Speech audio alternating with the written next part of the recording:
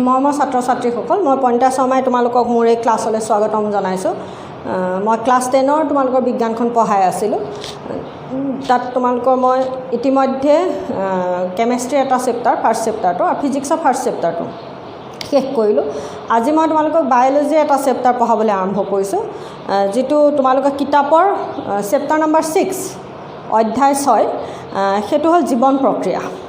গতিকে ইয়াৰ আগৰ ক্লাছৰ যোন ভিডিঅ'সমূহ তোমালোকে যদি চাবলৈ বিচাৰা তোমালোকে মোৰ চেনেলত গৈ প্লে'লিষ্টত ক্লিক কৰি দিবা, তেতিয়া একাধিক্ৰমে তোমালোকে মোৰ ভিডিঅ'সমূহ চাবলৈ তোমালোকৰ সুবিধা হ'ব। আৰু সেইখিনি চাবা, যদি কিবা থাকে মোক তোমালোকে জনাবা। তোমালোকে মানে কিবা বুজি নাপালেও মোক তোমালোকে জনাবা যে এইখিনিত মই এইখিনিকে বুজি নাপালোঁ বা এইখিনিয়ে মোৰ অলপ দিগদাৰী লাগিছে, আকৌ এবাৰ অলপ আপুনি আকৌ এবাৰ কৈ দিয়ক, আকৌ এটা ভিডিঅ' কৰক। সেইধৰণে তোমালোকে মোক জনাবা। আৰু যদি বুজি পাইছা সেইটোও তোমালোকে মোক কমেণ্টত জনাবা, বোলে আমি বুজি পাইছোঁ আপুনি বুজোৱাখিনি। মোৰ প্ৰয়াস হৈছে তোমালোকক মই যিমান পাৰোঁ সহজ ভাষাৰে সহজকৈ কিতাপখন তোমালোকৰ আগত দাঙি ধৰা। গতিকে সেইখিনিকে যদি তোমালোকে মোক জনোৱা যে বুজি পাইছা বা বুজি নাই পোৱা, তেতিয়া মোৰ কষ্টটো সাৰ্থক হয়, যে মই যিটো উদ্দেশ্যৰে তোমালোকক মই এইখিনি কৰি আছোঁ সেইখিনি মোক সাৰ্থক হয়। গতিকে তোমালোকে বুজি পালেও মোক জনাবা আৰু বুজি নাপালেও মোক তোমালোকে কমেণ্টত জনাবা। গতিকে আজি আহোঁ তেতিয়াহ'লে চেপ্টাৰ নম্বৰ 6 জীৱন প্ৰক্ৰিয়া, যিটো এইটো তোমালোকৰ পেজ নম্বৰ হৈছে 93 পেজৰ জীৱন প্ৰক্ৰিয়া বুজাবলৈ আজি মই আগবাঢ়িছোঁ। জীৱন প্ৰক্ৰিয়া বুলি কোৱাৰ লগে লগে এটা জীৱৰ জীয়াই থাকিবৰ কাৰণে বা জীৱটোৰ নিজৰ জীৱন ৰক্ষাৰ কাৰণে যিবোৰ প্ৰক্ৰিয়াৰ প্ৰয়োজন হয়, যিবোৰ জৈৱ ৰাসায়নিক প্ৰক্ৰিয়াৰ প্ৰয়োজন হয়, মানে এটা জীৱৰ দেহত কিছুমান ৰাসায়নিক বিক্ৰিয়া চলি থাকে।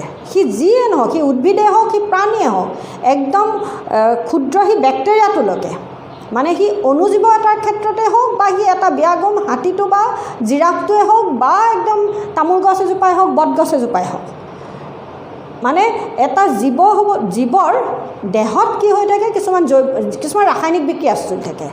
সেই ৰাসায়নিক বিক্ৰিয়াসমূহ, জীৱৰ দেহত সংঘটিত হোৱা ৰাসায়নিক বিক্ৰিয়াসমূহক কি বুলি কোৱা হয়? জৈৱ ৰাসায়নিক বিক্ৰিয়া বুলি কোৱা হয়, বায়'কেমিকেল ৰিয়েকশ্যন বুলি কোৱা হয়। গতিকে এই জৈৱ ৰাসায়নিক বিক্ৰিয়াবিলাকে, সেই যিবিলাক জৈৱ ৰাসায়নিক বিক্ৰিয়া নোহোৱাকৈ এটা জীৱ জীয়াই থাকিব নোৱাৰে, সেই জৈৱ ৰাসায়নিক বিক্ৰিয়াবিলাকক বা সেই প্ৰক্ৰিয়াবিলাকক, যি প্ৰক্ৰিয়াবোৰ নহ'লে তাৰমানে এটা জীৱ জীয়াই থাকিব নোৱাৰে, সেই প্ৰক্ৰিয়াসমূহক একেলগে কি বুলি কোৱা হয়? জীৱন প্ৰক্ৰিয়া বুলি কোৱা হয়। মানে এটা জীৱই তাৰ জীৱন ৰক্ষা কৰি থাকিবৰ কাৰণে, তাৰ জীৱন ৰক্ষাৰ্থে যিবোৰ প্ৰক্ৰিয়া তাৰ দেহত চলি থাকে, সেই প্ৰক্ৰিয়াসমূহক একেলগে কি বুলি কোৱা হয়? জীৱন প্ৰক্ৰিয়া বুলি কোৱা হয়। গতিকে তেনেকুৱা এটা জীৱন প্ৰক্ৰিয়াত, তাৰমানে জীৱ এটাৰ দেহত চলি থকা এটা জীৱন প্ৰক্ৰিয়াত মানে বহুকেইটা জৈৱ ৰাসায়নিক বিক্ৰিয়া চলি থাকে। এটা প্ৰক্ৰিয়াত বহুকেইটা জৈৱ ৰাসায়নিক বিক্ৰিয়াৰ সংমিশ্ৰণত এটা প্ৰক্ৰিয়া সংঘটিত হয়। গতিকে সেয়া হৈছে জীৱন প্ৰক্ৰিয়া। গতিকে প্ৰথম আমাৰ জীৱন প্ৰক্ৰিয়া, মই যিটো চেপ্টাৰটোৰ হেডিংটোৰে এটা আমাৰ প্ৰশ্ন আহে, জীৱন প্ৰক্ৰিয়া বুলিলে কি বুজা? তাৰপাছত আহিলে আকৌ বিপাক বুলিলে কি বুজা বুলিও এটা শব্দ কেতিয়াবা আহে, বিপাক। সেইটো কিতাপত এই মুহূৰ্ততে এইখিনিতে নাই পোৱা, আমি পামগৈ। মানে যিহেতুকে আমি বায়'লজি পঢ়িবলৈ ওলাইছোঁ, আমি পঢ়িবলৈ কি ওলাইছোঁ যে জীৱন প্ৰক্ৰিয়া চেপ্টাৰ নম্বৰ 6। এইটো কেই নম্বৰ চেপ্টাৰ? আমাৰ 6 নম্বৰ চেপ্টাৰ। জীৱন প্ৰক্ৰিয়া বুলি কওঁতে কি ক'লোঁ? এটা জীৱৰ দেহত বা এটা জীৱই তাৰ জীৱনটো ৰক্ষা কৰিবৰ বাবে বা সি জীয়াই থাকিবৰ বাবে যিখিনি প্ৰক্ৰিয়াৰ প্ৰয়োজন হয়, সেই প্ৰক্ৰিয়াখিনিক একেলগে কি বুলি কোৱা হয়? জীৱন প্ৰক্ৰিয়া বুলি কোৱা হয়। আৰু তেনেকুৱা জীৱন প্ৰক্ৰিয়া, এটা জীৱন প্ৰক্ৰিয়াত বহুকেইটা জৈৱ ৰাসায়নিক বিক্ৰিয়াৰ সংমিশ্ৰণ ঘটে। বহুকেইটা জৈৱ ৰাসায়নিক বিক্ৰিয়াৰ সংমিশ্ৰণতহে এটা জীৱন প্ৰক্ৰিয়া মানে সুচাৰুৰূপে এটা জীৱৰ দেহত সম্পন্ন হয়। এতিয়া কথা হ'ল, আমি জীৱ আৰু জড়ৰ মাজৰ আমাৰ পাৰ্থক্য কি আছিলে? আমি সৰুৰ পৰা যিটো পঢ়ি আহিছোঁ যে জীৱ বুলি কওঁতে সি কি হ'ব? তাৰ বৃদ্ধি বিকাশ হ'ব, জীৱক কিন্তু জ্বৰৰ বৃদ্ধি বিকাশ নহয় আকৌ জ্বৰৰ যেনেকৈ থাকে তেনেকৈ থাকে সি ডাঙৰ নহয় তাৰমানে তাৰপাছতে জীৱক কি হয় লৰচৰ কৰিব পাৰে কিন্তু জড় পদাৰ্থই লৰচৰ কৰিব নোৱাৰে জীৱক জীয়াই থাকিবৰ বাবে আহাৰৰ প্ৰয়োজন কিন্তু জড়ক জীয়াই থাকিব জড়ক কোনো আহাৰৰ প্ৰয়োজন নহয় তাৰপিছত তেনেকৈ জীৱই উশাহ নিশাহ লয় কিন্তু জড় পদাৰ্থ উশাহ নিশাহ নলয় এইবোৰ আছিলে আমাৰ সৰুতে পঢ়া জীৱ আৰু জড়ৰ মাজৰ পাৰ্থক্য মানে এটা জীৱক আমি জড়ৰ পৰা কেনেকৈ পৃথক কৰোঁ বুলি ক'লে বা কেনেকৈ তাহাঁতক আমি তাহাঁতৰ মাজৰ পাৰ্থক্য কি বা জীৱ এটাক আমি জড়ৰ পৰা কেনেকৈ পৃথক কৰিম এই ধৰণৰ প্ৰশ্ন এটা আহিলে আমি এই ধৰণৰ কথাবোৰ লিখোঁ শ্বাস প্ৰশ্বাস লয় আহাৰৰ প্ৰয়োজন তাৰপিছতে সি লৰচৰ কৰে তাৰপিছতে সি ডাঙৰ হয় বা বৃদ্ধি আৰু বিকাশ হয় কিন্তু এতিয়া বৰ্তমানৰ বৈজ্ঞানিকসকলে কৈছে কি এইকেইটা জীৱৰ সাধাৰণ লক্ষণহে এইসমূহ এইকেইটা মই ক'লোঁ প্ৰধানকৈ আমি যি চাৰিটা মই ক'লোঁ এই চাৰিটা হৈছে জীৱৰ সাধাৰণ বৈশিষ্ট্যহে এটা জীৱৰ সাধাৰণ বৈশিষ্ট্য সেই সাধাৰণ বৈশিষ্ট্যটোৱে এটা জীৱক জড়ৰ পৰা পৃথক কৰি আনিব নোৱাৰে তাৰমানে এনেকৈ বৈজ্ঞানিকসকলে ব্যাখ্যা দিছে যে জীৱৰ বৃদ্ধি হয় বৃদ্ধি আৰু বিকাশ হয় কৈছে বৃদ্ধি বুলি কওঁতে তাৰমানে সৰুৰ পৰা ডাঙৰ হ'ল কিন্তু তেওঁলোকৰ মতে কি হৈছে জড়ও দেখোন ডাঙৰ হয় মানে কথা হ'ল কি জীৱ এটা জড় মানে ধৰি ল'লোঁ মই এখন টেবুল আছিলে সৰু আছিলে টেবুলখন সৰু আছিলে তেতিয়া আমি দুটা মানুহে ভাত খাইছিলোঁ এতিয়া টেবুলখন ঘৰত মানুহ বাঢ়ি গ'ল টেবুলখন আকৌ ডাঙৰ কৰিবলগীয়া হ'ল চাৰিটা মানুহ হৈ গ'ল ডাঙৰ কৰিব তেতিয়া আমি কি কৰিব পাৰোঁ টেবুলখনত আৰু যদি কাঠ লগাই দিওঁ কাঠ লগাই যদি খুৰাকেইটাক অকণমান এফালে যদি কাঠ লগাই পেলাই আমি খুৰাকেইটাক অকণমান আগলৈ দি দিওঁ তেতিয়া টেবুলখন ডাঙৰ হৈ যাব তাৰমানে তেওঁলোকে তেনেকৈ শিলগুটিৰ দম এটা থৈ দিয়া হৈছে প্ৰথমতে সৰু আছিলে শিলগুটিৰ দমটো এনেকুৱা সৰু আছিলে তাৰপাছতে আহি পেলাই গাড়ী এখনে কি কৰিলে আৰু এক ট্ৰাক কি কৰিলে ইয়াত ঢালি দিয়াৰ লগে লগে শিলগুটিৰ দমটো এনেকৈ ডাঙৰ হৈ গৈ থাকিব ইটো জড় পদাৰ্থ আছিলে ইও কিন্তু ডাঙৰ হ'ল মানে আজিকালি বৈজ্ঞানিকসকলে কৈছে যে এইটো কোনো জীৱ আৰু জড়ৰ মাজে মানে মূল পৃথক কৰিব পৰা মানে জীৱক জড়ৰ পৰা পৃথক কৰিব পৰা প্ৰধান কিবা পাৰ্থক্য নহয় মানে এইবোৰ সাধাৰণ লক্ষণ তেনেকৈ আকৌ কৈছে যে জীৱই আৰু এটা পাৰ্থক্য আমি কি পঢ়িছিলোঁ সৰুতে যে জীৱই নিজৰ দৰে একেধৰণৰ জীৱৰ জন্ম দিব পাৰে মানে প্ৰজনন ঘটাব পাৰে জড়ই কিন্তু নোৱাৰে সেয়া তাতো বৈজ্ঞানিকসকলে ব্যাখ্যাটো কি দিছে যে জীৱই যেনেকৈ একেধৰণৰ এটা জীৱৰ জন্ম দিব পাৰে জড়য়ো পাৰে তেখেতসকলৰ মতে মানে সেইটো এটা বৰ ডাঙৰ কিবা পাৰ্থক্য নহয় বুলি কৈছে তেখেতক মানে কি কৈছে এই শিলগুটিখিনিকে এটা ভাগ হৈ আছিলে ইয়াক যদি দুভাগ কৰি পেলালে দুটা ভাগ কৰি এখিনিৰ পৰা এটা ভাগ কৰি এটা সৰু হৈ এয়া হ'ল আৰু ইয়াত আৰু এটা এখিনি ভাগ কৰি পেলালে গতিকে এই দুটা হৈ গ'ল তাৰমানে দুটা ভাগ হৈ গ'ল দুখিনি শিলগুটি হৈ গ'ল এখন টেবুল আছিলে এই টেবুল এখন আছিলে এই টেবুলখনক মাজতে কাটি পেলাই ইয়াতো দুটা খুৰা ইয়াতো দুটা খুৰা লগাইলে কাটি দি পেলাই ইয়াত আকৌ দুটা খুৰা লগাই তেতিয়া কি হৈ গ'ল এখনৰ পৰা দুখন টেবুল হৈ গ'ল বুলি কৈছে গতিকে তেখেতসকলৰ মতে সেই ৰিপ্ৰডাকশ্যনো তাৰমানে যিটো আমি প্ৰজনন কৈছোঁ আমি প্ৰজননটোক কি বুলি ভাবিছিলোঁ আগতে একদম জীৱৰ এটা প্ৰধান লক্ষণ যে জীৱই বংশবৃদ্ধি কৰে কিন্তু জড়ই বংশবৃদ্ধি কৰিব নোৱাৰে একেধৰণৰ জীৱৰ জন্ম দিব একেধৰণৰ বস্তু এটা জন্ম দি দিব নোৱাৰে কিন্তু আজিকালি বৈজ্ঞানিকসকলে কৈছে যে নহয় সেইটো আচলতে বিজ্ঞানৰ ভাষাত বৰ শুদ্ধ এটা পাৰ্থক্য নহয় বা সেইটো এটা প্ৰধান একদম বহুত ডাঙৰ কিবা প্ৰধান লক্ষণ এটা নহয় গতিকে এইবোৰ আমি যিবোৰ সৰুৰ পৰা পঢ়ি আছিলোঁ তেতিয়াহ'লে সেইখিনি তাৰমানে যেন কোনো মূল্য নাইকিয়া তেনেকুৱা হৈ গুচি গ'ল সেইখিনি মানে জীৱৰ সাধাৰণ লক্ষণ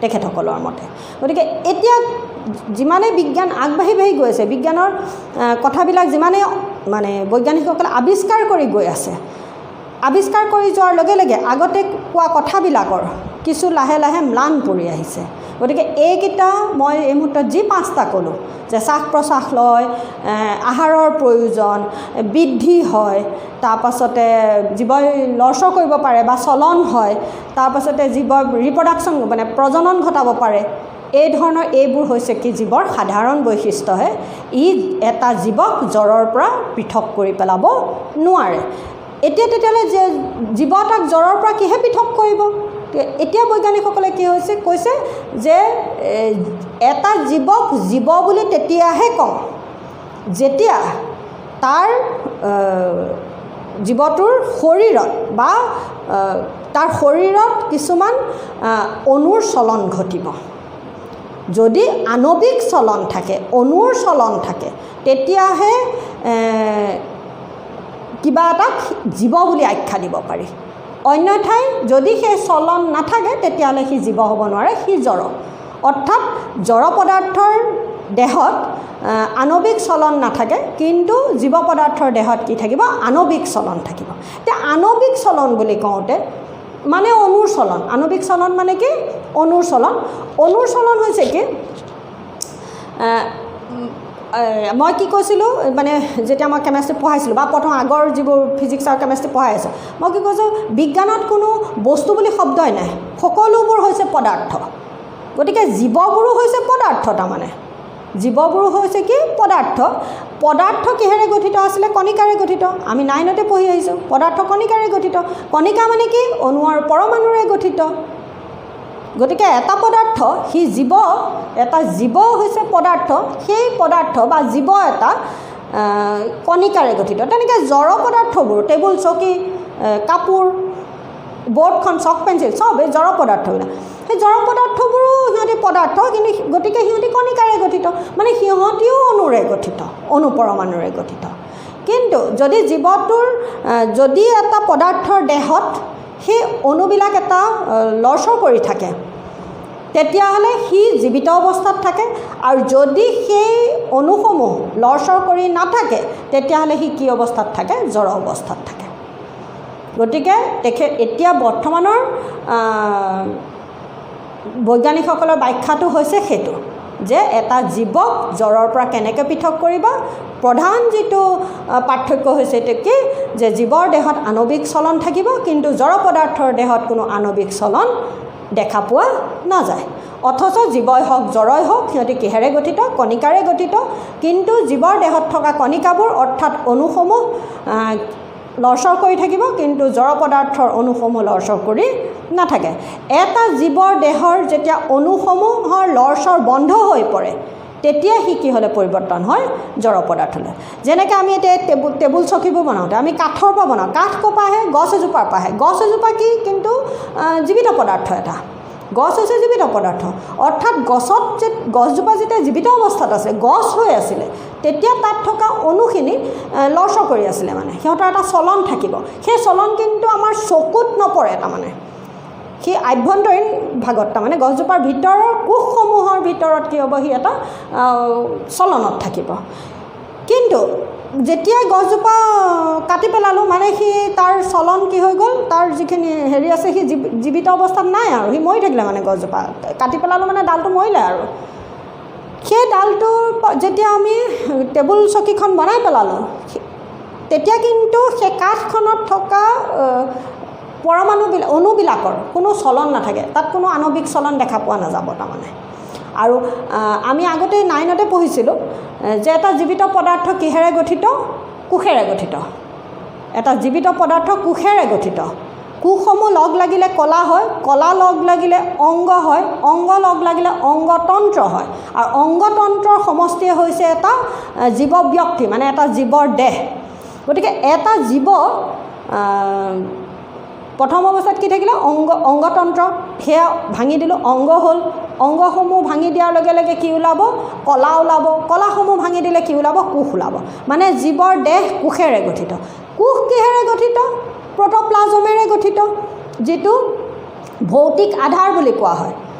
জীৱদেহৰ ভৌতিক আধাৰ দ্ৰব্য বুলি কোৱা হয়। সেই প্ৰ'ট'প্লাজম কিহেৰে গঠিত? কিছুমান অণুৰ দ্বাৰা গঠিত। প্ৰ'ট'প্লাজম হৈছে এইটো লোকথুপীয়া, কোষৰ ভিতৰত থকা লোকথুপীয়া পদাৰ্থ। সেই লোকথুপীয়া পদাৰ্থখিনি জীৱিত অৱস্থাত থাকে। সেই পদাৰ্থখিনি কিহেৰে গঠিত? কিছুমান মৌলৰে গঠিত, আৰু সেইবোৰ অণুৰ ৰূপত থাকিব। সেই অণুসমূহ কি হ'ব? প্ৰ'ট'প্লাজমত কি হ'ব? এটা নিৰ্দিষ্ট গতিত লৰচৰ কৰি থাকিব, আৰু সেয়াই হৈছে কি? জীৱৰ দেহৰ আণৱিক চলন। আৰু যেতিয়াই প্ৰ'ট'প্লাজমৰ ভিতৰত সেই আণৱিক চলন থাকিব, তেতিয়া এটা জীৱ জীৱিত অৱস্থাত থাকিব বা তাৰ জীৱন ৰক্ষা হৈ থাকিব। আৰু যেতিয়াই সেই চলন বন্ধ হৈ যাব, তেতিয়াই জীৱ এটা জীৱিত অৱস্থাত থাকিব নোৱাৰে। কথা সেইখিনিয়ে। তাৰমানে বুজি পাইছা বুলি ভাবিছোঁ। এই ফাৰ্ষ্ট পেজটোত সেইখিনিকে অকণমান ক'বলৈ যত্ন কৰিছে। এইখিনি মই ইমানকৈ পঢ়ি দিয়া নাই আৰু অকণমান পঢ়িবা মই কোৱা কথাখিনিকে। কিন্তু মই কোৱা কথাখিনি বুলি কওঁতে মই বুজাবলৈ বহুখিনি কথাই কৈছোঁ। কিতাপতে একদম সেইখিনিকে কিতাপ গোটেইখিনি নাই, তাৰমানে এইখিনিত একদম সকলোবোৰ নাই। কিন্তু তোমালোকক মই বুজাবলৈ যিখিনি যত্ন কৰিছোঁ সেইখিনি ইয়াত পঢ়িলে নিশ্চয়কৈ বিচাৰি পাবা। গতিকে এই ফাৰ্ষ্ট পেজটো মই পঢ়া নাই, তোমালোকে ফাৰ্ষ্ট পেজটো নিজে পঢ়ি ল'বা। গতিকে এইখিনি বুজিবা বুলি ধৰিছোঁ। যদি কিবা থাকে ফাৰ্ষ্ট পেজটোত বোলে এই বাক্যটোক এইখিনিকে বুজা নাই তেতিয়া মোক জনাবা। কিন্তু বুজাবলৈ এই পেজটো পঢ়ি মই তোমালোকে পেজটো পঢ়িলে যিখিনি বুজিবলগীয়া আছে সেইখিনি মই তোমালোকক বুজাবলৈ যত্ন কৰিলোঁ এতিয়া।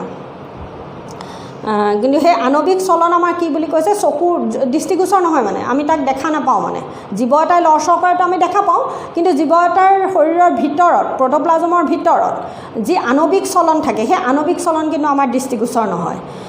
কিন্তু হ'লেও সেই আণৱিক চলন থাকিলেহে তাৰমানে কি হ'ব, এটা জীৱ জীৱিত অৱস্থাত থাকিব, অন্যথাই সি জীৱিত অৱস্থাত থাকিব নোৱাৰে। তাৰপাছতে আহিছে পেজ নম্বৰ 94ত। 94ত কি দিছে, জীৱন প্ৰক্ৰিয়াবিলাক কি কি। এতিয়া জীৱন প্ৰক্ৰিয়া কাক বোলেটোতো ক'লোঁ যে এটা জীৱই তাৰ জীৱন ৰক্ষা কৰাৰ উদ্দেশ্যে বা এটা জীৱ জীয়াই থাকিবৰ বাবে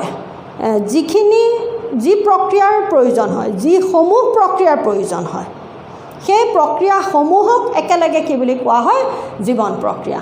মানে যিবোৰ প্ৰক্ৰিয়াৰ বাবে এটা জীৱ জীৱিত অৱস্থাত থাকে সেই প্ৰক্ৰিয়াসমূহক একেলগে কি বুলি কোৱা হয়, জীৱন প্ৰক্ৰিয়া বুলি কোৱা হয়।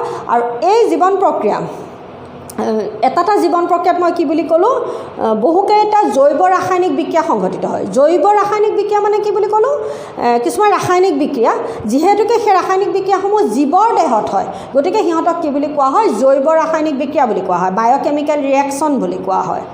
গতিকে তাৰমানে কেইবাটাও বায়'কেমিকেল ৰিয়েকশ্যনৰ একেলগে সিহঁতক কি বুলি কোৱা হয়, এটা মানে প্ৰচেছ, মানে এটা প্ৰক্ৰিয়া বুলি কোৱা হয়, এটা প্ৰচেছ, এটা প্ৰক্ৰিয়া। আৰু সেই গোটেই প্ৰক্ৰিয়াখিনিক একেলগে কি বুলি কৈছে, লাইফ প্ৰচেছ, জীৱন প্ৰক্ৰিয়া। গোটেই প্ৰক্ৰিয়াখিনিক একেলগে কি বুলি কোৱা হয়, মানে গোটেই প্ৰচেছবিলাকক একেলগে কি বুলি কোৱা হয়, লাইফ প্ৰচেছ বুলি কোৱা হয়। গতিকে এয়া হৈছে জীৱন প্ৰক্ৰিয়া বুলিলে কি বুজা। তাৰপিছতে আহিছে জীৱন প্ৰক্ৰিয়া বুলি ক'লে আকৌ জৈৱ ৰাসায়নিক বিক্ৰিয়া শব্দটো পাই থাকিবা, বায়'কেমিকেল ৰিয়েকশ্যন শব্দটো পাই থাকিলে আকৌ খেলি মেলি লাগিব। বায়'কেমিকেল ৰিয়েকশ্যন মানে অইন একো নহয়, কেমিকেল ৰিয়েকশ্যন যিখিনি জীৱদেহত সংঘটিত হয় সেয়াই হৈছে বায়'কেমিকেল ৰিয়েকশ্যন বা জৈৱ ৰাসায়নিক বিক্ৰিয়া। এতিয়া এনেকুৱা জৈৱ ৰাসায়নিক বিক্ৰিয়া বুলি কওঁতে কেইবাটাও আছে। আমাৰ এটা জীৱৰ দেহত বহুকেইটা জৈৱ ৰাসায়নিক বিক্ৰিয়া সংঘটিত হৈ থাকে বা প্ৰক্ৰিয়া সংঘটিত হৈ থাকে। জৈৱ ৰাসায়নিক প্ৰক্ৰিয়া বুলি কোৱাৰ লগে লগে আমাৰ মনলৈ আহিছে কি কি, প্ৰথম আহিলে পৰিপুষ্টি, তাৰ পাছতে আহিছে পাচন, তাৰ পাছতে আহিছে শ্বসন, তাৰ পাছতে আহিছে ব্যাপন, তাৰ পাছত ৰেচন। এই ধৰণৰ বহুকেইটা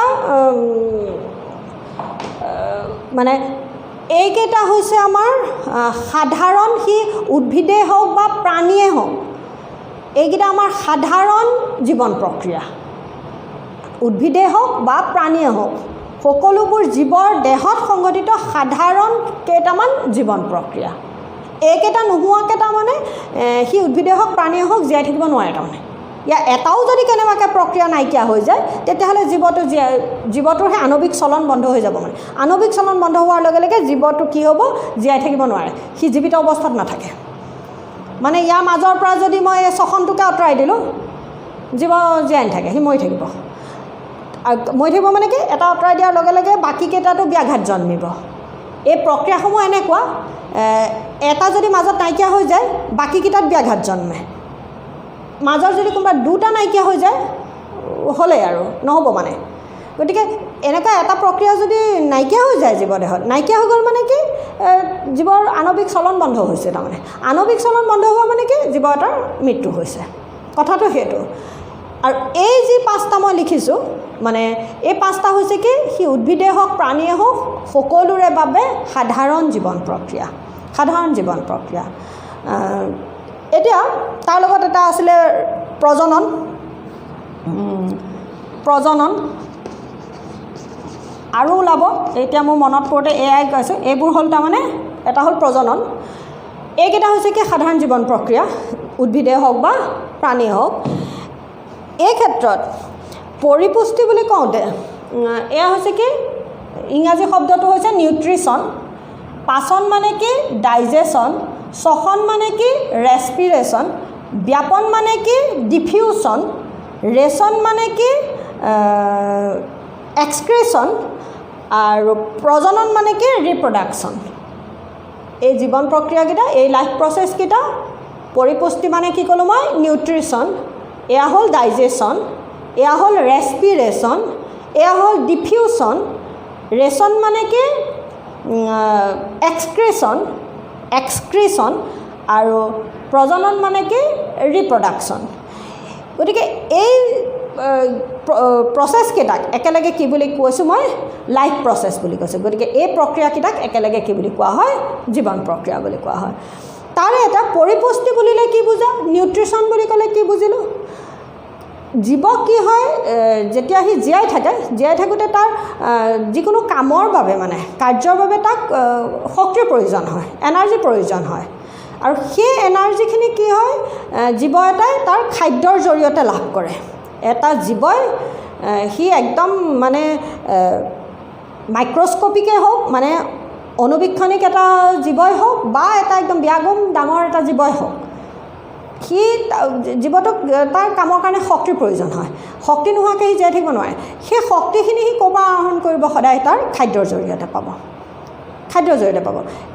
গতিকে এটা জীৱই খাদ্যৰ জৰিয়তে বাহিৰৰ পৰা খাদ্য লৈ তাৰ শৰীৰৰ ভিতৰলৈ সেই খাদ্যখিনি শক্তিলৈ ৰূপান্তৰ কৰা যিটো প্ৰক্ৰিয়া, সেয়াই হৈছে কি পৰিপুষ্টি।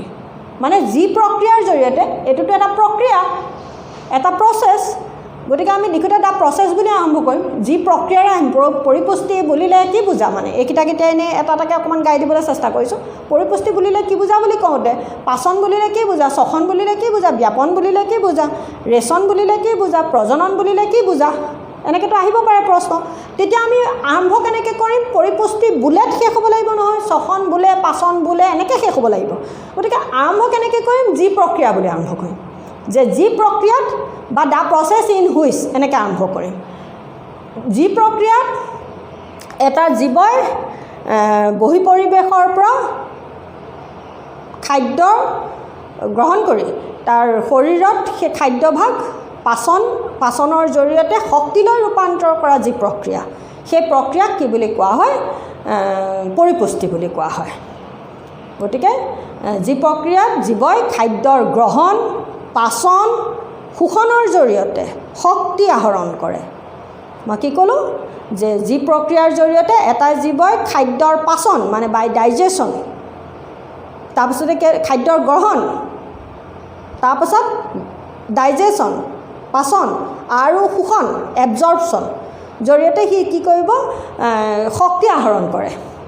তেনে সেই প্ৰক্ৰিয়াটোক কি বুলি কোৱা হয়, পৰিপুষ্টি বুলি কোৱা হয়। মই কি ক'লোঁ, যি প্ৰক্ৰিয়াৰ জৰিয়তে এটা জীৱই খাদ্যৰ গ্ৰহণ, পাচন আৰু শোষণৰ জৰিয়তে শৰীৰত শক্তি লাভ কৰে, সেই প্ৰক্ৰিয়াক কি বুলি কোৱা হয়, পৰিপুষ্টি বুলি কোৱা হয়। এই পৰিপুষ্টি দুই ধৰণৰ হ'ব পাৰে, স্বপোষীয় পৰিপুষ্টি আৰু পৰপোষীয় পৰিপুষ্টি। পৰিপুষ্টি কি হ'ব পাৰে বুলি ক'লোঁ, স্বপোষীয় মানে অট'ট্ৰফিক নিউট্ৰিশ্যন আৰু হেটেৰট্ৰফিক নিউট্ৰিশ্যন। স্বপোষীয় আৰু পৰপোষীয়।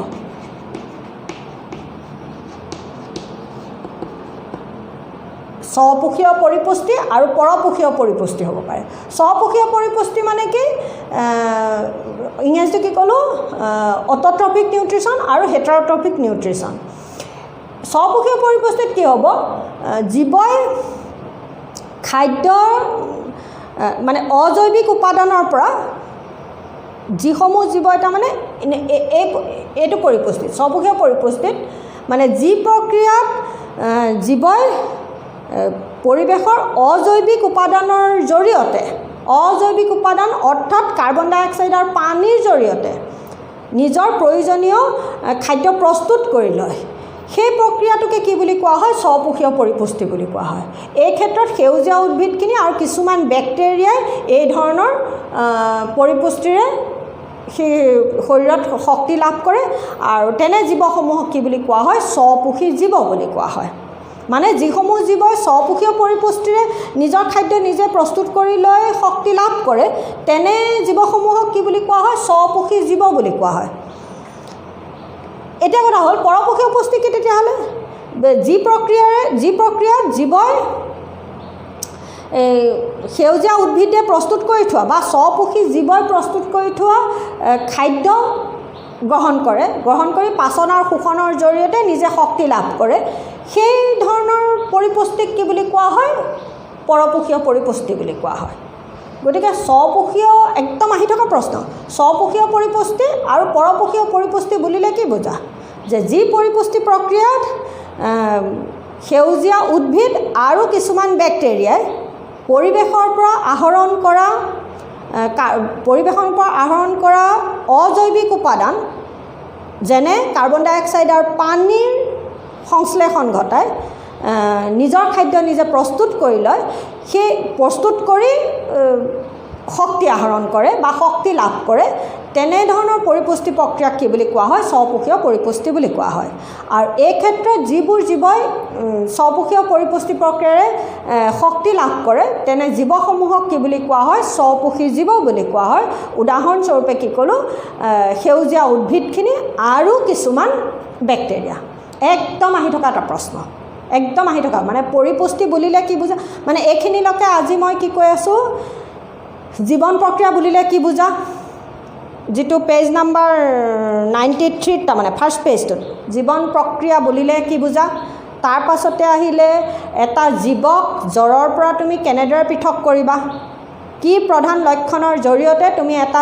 জীৱক জ্বৰৰ পৰা পৃথক কৰিবা সেইটোত কি ক'লোঁ আণৱিক চলন তাৰ পাছতে আহিলে জীৱন প্ৰক্ৰিয়া কেইপ্ৰকাৰৰ কেইটামানৰ উদাহৰণ দিয়া এইকেইটা হ'ল জীৱৰ সি উদ্ভিদে হওক প্ৰাণীয়ে হওক এইকেইটা জীৱৰ সাধাৰণ জীৱন প্ৰক্ৰিয়া তাৰে ভিতৰত এই মুহূৰ্তত কৈ আছোঁ কি পৰিপুষ্টি কাক বোলে 3 নম্বৰ প্ৰশ্নটো কৈছোঁ পৰিপুষ্টি বুলিলে কি বুজা পৰিপুষ্টি বুলিলে কি বুজা বুলি ক'লে কি ক'লোঁ যি প্ৰক্ৰিয়াৰ জৰিয়তে জীৱই খাদ্যৰ গ্ৰহণ পাচন আৰু শোষণৰ জৰিয়তে শক্তি লাভ কৰে জীৱৰ নিজৰ প্ৰয়োজনীয় শক্তি লাভ কৰে সেই প্ৰক্ৰিয়াকে পৰিপুষ্টি বুলি কোৱা হয় পৰিপুষ্টি দুই প্ৰকাৰ হ'ব পাৰে স্বপোষীয় পৰিপুষ্টি আৰু পৰপোষীয় পৰিপুষ্টি স্বপোষীয় পৰিপুষ্টি বুলিলে কি বুজা বুলি ক'লে কি ক'লোঁ যি পৰিপুষ্টি প্ৰক্ৰিয়াত এইটো এটা স্বপোষীয় পৰিপুষ্টি গতিকে প্ৰশ্ন উত্তৰটো লিখোঁতে ক'ৰ পৰা আৰম্ভ কৰিছোঁ যি পৰিপুষ্টি প্ৰক্ৰিয়াত কাৰণ বুলেট শেষ হ'ব লাগিব পৰপোষীয় পৰিপুষ্টি বুলিলে কি বুজা ক'ৰ পৰা আৰম্ভ কৰিম যি পৰিপুষ্টি প্ৰক্ৰিয়াত আকৌ পৰিপুষ্টি বোলে কাক বোলে বুলি সুধোঁতে কি ক'লোঁ যি প্ৰক্ৰিয়াত আৰম্ভণিটো তেনেকৈ কৰিছোঁ তাৰমানে যি পৰিপুষ্টি প্ৰক্ৰিয়াত সেউজীয়া উদ্ভিদ আৰু কিছুমান বেক্টেৰিয়াই পৰিৱেশৰ পৰা আহৰণ কৰা অজৈৱিক উপাদান বা অজৈব উপাদান অৰ্থাৎ কাৰ্বন ডাই অক্সাইড আৰু পানীৰ সংশ্লেষণ ঘটাই নিজৰ খাদ্য নিজে প্ৰস্তুত কৰি শৰীৰৰ প্ৰয়োজনীয় শক্তি লাভ কৰে তেনে পৰিপুষ্টি প্ৰক্ৰিয়াক কি বুলি কোৱা হয় স্বপোষীয় পৰিপুষ্টি বুলি কোৱা হয় আৰু এই ক্ষেত্ৰত জীৱসমূহক কি বুলি কোৱা হয় স্বপোষী জীৱ বুলি কোৱা হয় উদাহৰণটোতো ক'লোৱে বাক্যটোতে ক'লোঁ সেউজীয়া উদ্ভিদ আৰু কিছুমান বেক্টেৰিয়া পৰপোষীয় পৰিপুষ্টি বুলিলে কি বুজা বুলি কওঁতে কি ক'লোঁ যি পৰিপুষ্টি প্ৰক্ৰিয়াত জীৱসমূহে উদ্ভিদে প্ৰস্তুত কৰা বা স্বপোষী জীৱসমূহে প্ৰস্তুত কৰা খাদ্য গ্ৰহণ কৰি পাচন আৰু শোষণৰ জৰিয়তে শৰীৰৰ প্ৰয়োজনীয় শক্তি লাভ কৰে সেই পৰিপুষ্টি প্ৰক্ৰিয়াক কি বুলি কোৱা হয় পৰপোষীয় পৰিপুষ্টি বুলি কোৱা হয় উদাহৰণস্বৰূপে যিবোৰ জীৱই এই ক্ষেত্ৰত আৰু এই ক্ষেত্ৰত জড়িত জীৱসমূহক কি বুলি কোৱা হয় পৰপক্ষী জীৱ বুলি কোৱা হয় উদাহৰণ হৈছে কি প্ৰাণী ৰাজ্য সৰহখিনি প্ৰাণী ৰাজ্য আৰু ভেঁকুৰ হৈছে কি পৰপক্ষীয় জীৱ বা প্ৰাণী আৰু ভেঁকুৰে কি কৰে পৰপক্ষীয় পৰিপুষ্টিৰে পৰিপুষ্টি লাভ কৰে গতিকে এয়া হ'ল এই দুটা শব্দ বুজি পাইছা বুলি ধৰি লৈছোঁ আকৌ তাৰপিছত এইকেইটা বাৰু অকণমান পিছলৈ গৈ পৰিপুষ্টিৰে যেতিয়া হৈছে পৰিপুষ্টিতে আজি ধৰোঁচোন এইকেইটা অকণমান পিছত এই পৰিপুষ্টিত মই যে ক'লোঁ খাদ্যৰ গ্ৰহণ পাচন শোষণ খাদ্য যে কৈছোঁ খাদ্য কি এতিয়া খাদ্য কিনো যে পৰিৱেশৰ যিবোৰ পদাৰ্থই জীৱ এটাক শক্তিৰ যোগান ধৰিব পাৰে খাদ্য কি আন এটা মই প্ৰশ্ন এইখিনিতে কি কৈছোঁ খাদ্য বুলিলে কি বুজায় একদম আহি থকা এটা প্ৰশ্ন খাদ্য কি মানে পৰিপুষ্টি কৈ আছোঁ যিহেতুকে গতিকে এইখিনিতে খাদ্য আহিব মানে খাদ্য কথাটো আহিছে খাদ্য কাক বোলে এতিয়া যে পৰিৱেশৰ যিবোৰ উপাদানে বা যিবোৰ পদাৰ্থই জীৱ এটাক শক্তিৰ যোগান ধৰিব পাৰে জীৱ এটাৰ প্ৰয়োজনীয় বিভিন্ন উপাদানৰ লগতে জীৱটোক শক্তিৰ যোগান ধৰিব পাৰে সেই ধৰণৰ পদাৰ্থক কি বুলি কোৱা হয় খাদ্য বুলি কোৱা হয় আৰু খাদ্যৰ প্ৰধান উপাদান হৈছে 6টা খাদ্যত থকা প্ৰধান উপাদান কেইটা 6টা কাৰ্বহাইড্ৰেট এইবোৰ কিতাপত নাই আকৌ দেই এইখিনি অকণমান কিন্তু জানিব লাগিব মানে মোক পিছত কাৰ্বহাইড্ৰেট তাৰপাছত কি আহিলে এনেকৈ লিখোঁচোন নুজুৰিব নহ'লে প্ৰ'টিন কাৰ্বহাইড্ৰেট প্ৰ'টিন লিপিড বা চৰ্বি লিপিড তাৰপাছতে কি আহিলে ভিটামিন তাৰপাছত খনিজ লৱণ আৰু পানী খনিজ লৱণ আৰু কি হ'ল পানী এইকেইটা হ'ল খাদ্যৰ উপাদান যিটো খাদ্যত এই গোটেইকেইটা উপাদান এটা জীৱক প্ৰয়োজনীয় অনুপাতত থাকে বা যিটো খাদ্যই এই গোটেইকেইটা উপাদান এটা জীৱক উচিত পৰিমাণত যোগান ধৰিব পাৰে বা প্ৰয়োজনীয় অনুপাতৰ যোগান ধৰিব পাৰে সেই ধৰণৰ খাদ্যক কি বুলি কোৱা হয় সুষম খাদ্য বুলি কোৱা হয় তেনে খাদ্যক কি বুলি কোৱা হয় সুষম আহাৰ বা সুষম খাদ্য বুলি কোৱা হয় শব্দটো শুনিছা নিশ্চয় বেলেঞ্চ ডায়েট বুলি যিটো কোৱা হয় গতিকে বেলেঞ্চ ডায়েট হ'বলৈ হ'লে কি হ'ব লাগিব এই 6টা উপাদান খাদ্যত থাকিব লাগিব মানে অকল থাকিলেই নহ'ব সি শৰীৰক মানে জীৱটোক উচিত পৰিমাণত যিমানটো দৰকাৰ সিমানটো পৰিমাণত যোগান ধৰিব পাৰিব লাগিব যিটো খাদ্যই এই গোটেইকেইটা এই 6টা উপাদান জীৱদেহক উচিত পৰিমাণত যোগান ধৰিব পাৰে তেনে খাদ্যক কি বুলি কোৱা হয় সুষম আহাৰ বা সুষম খাদ্য বুলি কোৱা হয় বেলেঞ্চ ডায়েট বুলি কোৱা হয় খাদ্য কাক বোলে বুলি ক'লে কি ক'লোঁ আহি থকা প্ৰশ্নটো খাদ্য কাক বোলে আছে আকৌ কিতাপত এই সুষম আহাৰ এইবোৰ নাই এইখিনি নাই তাৰমানে কিন্তু হ'লেও জানিব লাগিব আকৌ দেই নাজানিলে নহ'ব তাৰমানে এইবোৰ খাদ্য কি ক'লোঁ পৰিৱেশৰ যিবোৰ পদাৰ্থই জীৱদেহক শক্তিৰ যোগান ধৰিব পাৰে সেই পদাৰ্থক কি বুলি কোৱা হয় খাদ্য বুলি কোৱা হয় আৰু খাদ্যৰ প্ৰধান উপাদান হৈছে এই 6টা আৰু এই 6টা যদি সি উচিত পৰিমাণত যোগান ধৰিব পাৰে এটা জীৱদেহক তেতিয়াহ'লে তেনে খাদ্যক কি বুলি কোৱা হয় সুষম খাদ্য বুলি কোৱা হয় গতিকে খাদ্য কাক বোলে বুলি না এইখিনিতে আছে পেজ নাম্বাৰ 95 এই পৰিপুষ্টি যে পঢ়িছোঁ এইখিনিতে আছে মানে এইখিনিতে আছে ই হ'ল মানে খাদ্য হৈছে শক্তিৰ উৎস যি শক্তিৰ যোগান ধৰিব পাৰে যি পদাৰ্থই জীৱদেহক শক্তিৰ যোগান ধৰিব পাৰে সেই পদাৰ্থকে কি বুলি কোৱা হয় খাদ্য বুলি কোৱা হয় আৰু খাদ্যৰ উপাদানে 6টা এতিয়া কথা হ'ল এয়া হ'ল পৰিপুষ্টিৰ ওপৰত তোমালোকক মই এটা ধাৰণা দিলোঁ ধাৰণা মানে আহি থকা প্ৰশ্ন জীৱন প্ৰক্ৰিয়া বুলিলে কি বুজা এটা জীৱক জ্বৰৰ পৰা কেনেদৰে পৃথক কৰিবা কি প্ৰধান লক্ষণেৰে সৈতে বা কি প্ৰধান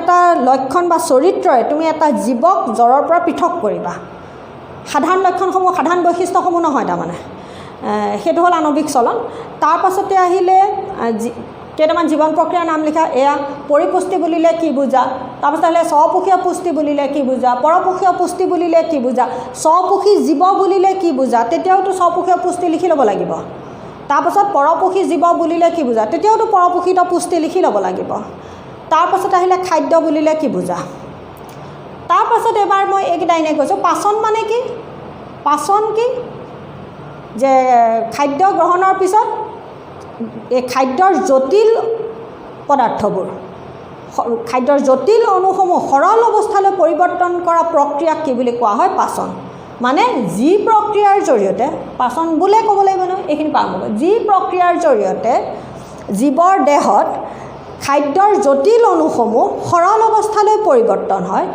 কোষে গ্ৰহণ কৰিব পৰা সৰল অৱস্থালৈ পৰিৱৰ্তন হয় সেই প্ৰক্ৰিয়াক পাচন বোলে মানে যি প্ৰক্ৰিয়াৰে জীৱৰ দেহত খাদ্যৰ জটিল অণুসমূহ জীৱদেহৰ কোষে গ্ৰহণ কৰিব পৰাকৈ সৰল অৱস্থালৈ পৰিৱৰ্তন হয় সেই প্ৰক্ৰিয়াক পাচন বোলে শ্বসন কি যি প্ৰক্ৰিয়াত জীৱৰ কোষত সঞ্চিত হৈ থকা গ্লুক'জ অণু অক্সিজেনৰ উপস্থিতিত ভাঙি কাৰ্বন ডাই অক্সাইড পানী আৰু শক্তি উৎপন্ন হয় সেই প্ৰক্ৰিয়াক শ্বসন বোলে কি ক'লোঁ যি প্ৰক্ৰিয়াত জীৱদেহৰ কোষত সঞ্চিত হৈ থকা গ্লুক'জ অণু অক্সিজেনৰ উপস্থিতিত ভাঙি কাৰ্বন ডাই অক্সাইড পানী আৰু শক্তি উৎপন্ন হয় সেই প্ৰক্ৰিয়াক শ্বসন বোলে তাৰপাছত আহিলে ৰেচন ৰেচন কি যি প্ৰক্ৰিয়াত যি প্ৰক্ৰিয়াৰ জীৱদেহৰ বিভিন্ন বিপাক কাৰ্যত বা বিভিন্ন জৈৱ ৰাসায়নিক প্ৰক্ৰিয়াত উৎপন্ন হোৱা বৰ্জনীয় পদাৰ্থসমূহ দেহৰ পৰা নিষ্কাশন হয় সেই প্ৰক্ৰিয়াক কি বোলে ৰেচন বোলে মানে যি প্ৰক্ৰিয়াৰ জৰিয়তে জীৱৰ দেহত সংঘটিত বিভিন্ন জৈৱ ৰাসায়নিক বিক্ৰিয়াৰ ফলত উৎপন্ন হোৱা বৰ্জনীয় পদাৰ্থসমূহ জীৱদেহৰ পৰা বাহিৰ কৰা হয় সেই প্ৰক্ৰিয়াক কি বোলে ৰেচন বোলে প্ৰজনন কি যি প্ৰক্ৰিয়াৰ জৰিয়তে বা যি প্ৰক্ৰিয়াৰে জীৱ এটাই তাৰ একেধৰণৰ জীৱৰ জন্ম দিব পাৰে সেই প্ৰক্ৰিয়াক কি বোলে প্ৰজনন বোলে গতিকে এইবোৰ এটা এটাকৈ আমি পঢ়িম এতিয়া মানে ইয়াৰ পিছত আমি পঢ়ি গৈ থাকিম মানে এই চেপ্টাৰটো হৈছে কি এটা এটাকৈ জীৱন প্ৰক্ৰিয়াবোৰ পঢ়ি গৈ থাকিম আৰু এইকেইটা হৈছে সাধাৰণ জীৱন প্ৰক্ৰিয়া তাৰ মাজত উদ্ভিদ হ'লে কিবা এটা বেলেগ আহিব প্ৰাণী হ'লে অকণমান কিবা এটা বেলেগ আহিব সেইকেইটাও পঢ়িম যেনেকৈ স্বপোষীয় পৰিপুষ্টি বুলি যেতিয়া ক'লোঁ স্বপোষী জীৱবিলাকৰ ক্ষেত্ৰত সালোক সংশ্লেষণ এটা জীৱন প্ৰক্ৰিয়া আহিব যিটো জীৱন প্ৰক্ৰিয়া পৰপোষীয় পুষ্টিত নাহে তাৰমানে পৰপোষীয় পুষ্টিত নাহে গতিকে সালোক সংশ্লেষণো হৈছে কি এটা তাৰমানে জীৱন প্ৰক্ৰিয়া ইয়াৰ পিছতে আমি নেক্সট ক্লাছত কি পঢ়িম সালোক সংশ্লেষণ মানে স্বপোষীয় পৰিপুষ্টি পঢ়িম সালোক সংশ্লেষণৰ বিষয়ে পঢ়িম গতিকে আজিলৈ মই ক্লাছটো তোমালোকৰ ইমানতে সামৰিছোঁ এইখিনি আজি যি ধৰণে ক'লোঁ অকণমান জুকিয়াই চাবলৈ যত্ন কৰিবা কি আছে এইখিনিত প্ৰশ্নবোৰ এইখিনিতে এই প্ৰশ্নাৱলীখিনি বায়'লজি গোটেইবোৰ যি প্ৰশ্নাৱলী যিমানবোৰ প্ৰশ্ন থাকিব প্ৰশ্নখিনি কৰিবা কিন্তু এনেকুৱাবিলাকে মেট্ৰিকত আহি যাব মানে এইখিনি এইটো মানুহকে ধৰি অন্যান্য বহুকোষী জীৱৰ বাবে লাগতিয়াল অক্সিজেন কেৱল ব্যাপন প্ৰক্ৰিয়াৰে আহৰণ কৰি লোৱাটো কিয় পৰ্যাপ্ত নহয় এইখিনিতে মই এইটো চোৱা 1 নম্বৰ প্ৰশ্নটোৰ উত্তৰ এইখিনিতে আছে এইটো প্ৰেগাপ মানে এইটো ফাৰ্ষ্ট প্ৰেগাপ ছেকেণ্ড প্ৰেগাপ থাৰ্ড প্ৰেগাপ ফ'ৰ্থ প্ৰেগাপটো যে এককোষী জীৱৰ ক্ষেত্ৰত আহাৰ গ্ৰহণ গেছৰ আদান প্ৰদান বা বৰ্জিত পদাৰ্থৰ নিষ্কাশনৰ বাবে কোনো বিশেষ অংগ নাথাকিলেও হয় কাৰণ এইবিলাক জীৱৰ গোটেই দেহটোৱে পৰিৱেশৰ লগত প্ৰত্যক্ষভাৱে বা পোনে পোনে সান্নিধ্যত থাকে কিন্তু যদিহে জীৱৰ আকাৰ ডাঙৰ হয় আৰু দেহৰ গঠনশৈলীত বেছি জটিলতা থাকে তেতিয়া কি হ'ব সেইটোৱে প্ৰশ্ন মানে এইটোৱে প্ৰশ্ন এইটো 1 নম্বৰ প্ৰশ্নটো যে বহুকোষী জীৱৰ ক্ষেত্ৰত সকলোবিলাক কোষ প্ৰত্যক্ষভাৱে চাৰিওপাশৰ পৰিৱেশৰ লগত সান্নিধ্যত নাথাকিবও পাৰে সেয়েহে সাধাৰণ ব্যাপন প্ৰক্ৰিয়াৰে সিহঁতৰ বাবে লাগতিয়াল দ্ৰব্যবিলাক কোষৰ বাবে পৰ্যাপ্ত নহয় উত্তৰ সেইটো তাৰমানে মই ব্যাপন কি পঢ়িমগৈ ব্যাপন প্ৰক্ৰিয়াটো যে মানুহকে ধৰি অন্যান্য বহুকোষীয় জীৱৰ বাবে লাগতিয়াল অক্সিজেন কেৱল ব্যাপন প্ৰক্ৰিয়া আহৰণ কৰাটো কৰিলেও পৰ্যাপ্ত নহয় কিয়? কাৰণ মানুহ হৈছে কি, মানুহ বা অইন বহুকোষী জীৱৰ দেহত অসংখ্য তাৰ শৰীৰৰ গঠন যথেষ্ট জটিল হয়। প্ৰতিটো কোষ পৰিৱেশৰ সংস্পৰ্শত নাথাকে। তাৰমানে মোৰ বাহিৰৰ এই কোষবিলাকহে পৰিৱেশৰ সংস্পৰ্শত, ভিতৰত থকা কোষখিনি পৰিৱেশৰ লগত পোনপটীয়া সংস্পৰ্শত নাথাকে, যাৰ বাবে সাধাৰণ বিয়াপন প্ৰক্ৰিয়াৰে অক্সিজেন আহৰণ কৰিলে সেইখিনি আমাৰ শ্বসনৰ বাবে পৰ্যাপ্ত নহয়। এইটোৱে একদম উত্তৰ, এইখিনি লিখিলেই হ'ল। তাৰমানে এইখিনিতে মই এইখিনিতে যে বহুকোষী জীৱৰ ক্ষেত্ৰত সকলোবিলাক কোষ প্ৰত্যক্ষভাৱে চাৰিওপাশৰ পৰিৱেশৰ লগত সান্নিধ্যত নাথাকিবও পাৰে, যাৰ বাবে সাধাৰণ বিয়াপন প্ৰক্ৰিয়াই সিহঁতৰ দেহৰ বাবে লাগতিয়াল দ্ৰব্যবিলাক কোষৰ বাবে পৰ্যাপ্ত নহয়। গতিকে এটা প্ৰশ্ন সেইটো তাৰমানে। আৰু কিতাপৰ বাকী প্ৰশ্নকেইটা অকণমান চাবা, কিবা থাকিলে মোক জনাবা। ইয়াৰ নেক্সট ক্লাছত আমি সালোক সংশ্লেষণ পঢ়িম।